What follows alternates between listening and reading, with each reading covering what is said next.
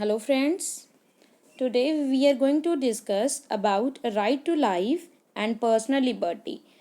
यानी कि जीवन का या जीने का अधिकार और पर्सनल लिबर्टी, यानी कि लिबर्टी का मतलब होता है फ्रीडम। इसका मतलब क्या है? ये फ्रीडम मिला हुआ है हमें, ये फंडामेंटल राइट्स के बारे में हम पढ़ रहे हैं, उसका ही ये एक टॉपिक है। Okay, the foremost right among rights to freedom is the right to a life and personal liberty। जैसे कि हमें मिला हुआ है ना राइट टू फ्रीडम, इसी के अंडर आता है ये मतलब एक इसी राइट के अंडर ही आती हैं ये राइट टू लाइफ और personal liberty. Okay, no citizen can be denied his or her life except by a procedure as laid down under the law. तो कोई भी सिटीज़न को ऐसा डिनाई नहीं कर सकता कि वो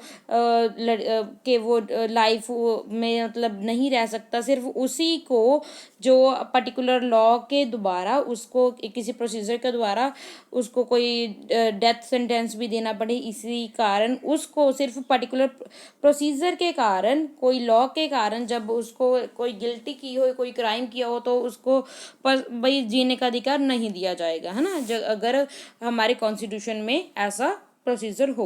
similarly no one can be denied his or her personal liberty. ऐसे किसी भी पर्सन की हम पर्सनल लिबर्टी को डिनाई नहीं कर सकते। That means no one can be arrested without being told the ground for such an arrest. तो इसका मतलब क्या है? इसका मतलब ये है कि जब किसी पर्सन को अरेस्ट किया जाता है तो बिना किसी वजह से हम उसको अरेस्ट नहीं कर सकते। अगर अरेस्ट किया जाता है तो उसको उसका कारण पता होना चाहिए कि भाई अरेस्ट किया क्यों जा रहा है। इफ़ अरेस्टेड, अगर अरेस्ट कर लिया, the person has a right to defend himself by a lawyer of his choice. तो वो अपनी चॉइस के लॉयर को अपॉइंट कर सकता है और अपने आप को डिफेंड भी कर सकता है। Also it is a mandatory for the police to take the person to the nearest magistrate within 24 hours. तो ये भी ज़रूरी है कि जब भी पुलिस ने अरेस्ट कर लिया, फिर उसके बाद भाई लॉयर, अपनी चॉइस का लॉयर भी वो जिसको अरेस्ट किया है उसकी मदद से अपने आप को डिफेंड भी कर सकता है। और उसके बाद पुलिस का काम क्या होगा कि जिस बंदे को उसने अरेस्ट किया है तो विदिन 24 घंटे के अंदर अंदर उसको जो नियरेस्ट मजिस्ट्रेट होगा, यानी कि कोर्ट होगी, उसमें लेकर जाया जाएगा। द मजिस्ट्रेट मीन्स जज who is not a part of the police. जो मजिस्ट्रेट है वो पुलिस का पार्ट नहीं होता। Will decide whether the arrest is justified और नॉट।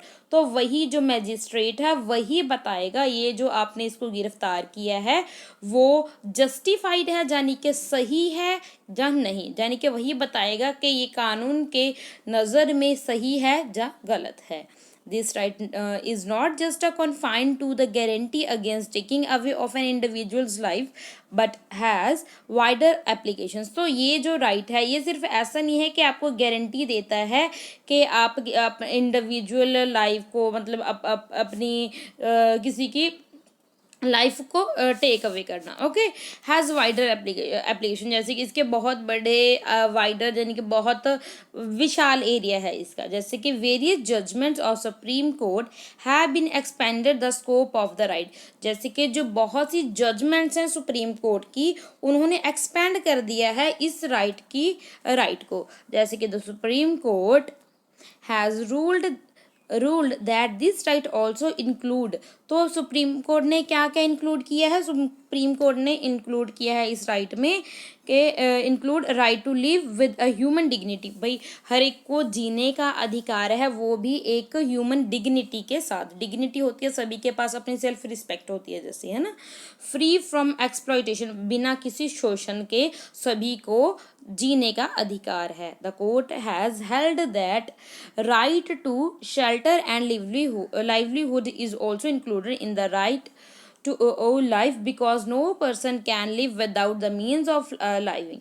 तो ये भी इसमें ऐड किया गया है।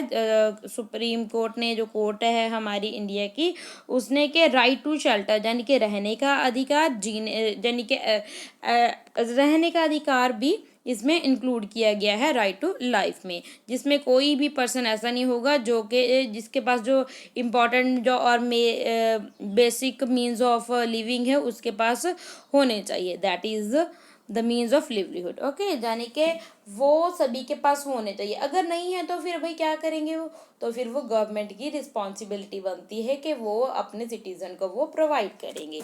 ओके, ये था हमारा topic. I hope everything is clear. Thank you and God bless you.